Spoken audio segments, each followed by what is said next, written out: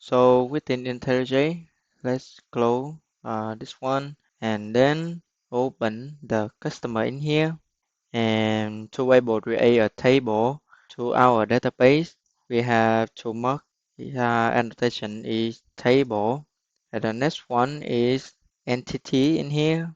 And so we need also have the ID in here to represent the primary key and also generate value, and the strategy is identity in here, so that whenever a new record of customer is insert to our database, and this is pretty much basically configuration to able map our customer entity to the database.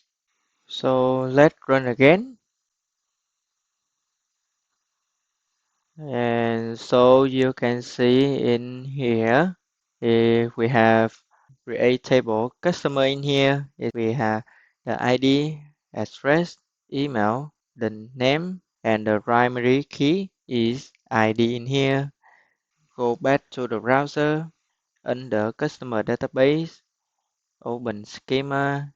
If I open table, so as you can see here, we also have the customer table in here, which is map it by customer entity from our application, and the column in here. So you can see we also have the ID, address, email, and the name as well. So now we almost done. We have the project database, dependency, data source configuration, and also we have the customer entity in the database. Let's go to the last one is we will create a customer repository to fulfill entire layer of this architecture.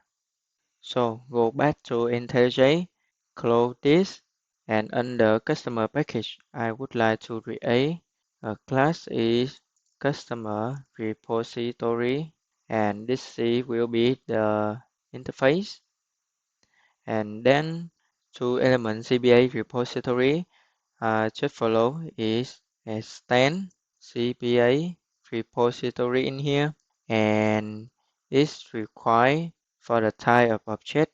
In this case is customer, and also we need to provide the type of the ID is long. So all the things in here we are done.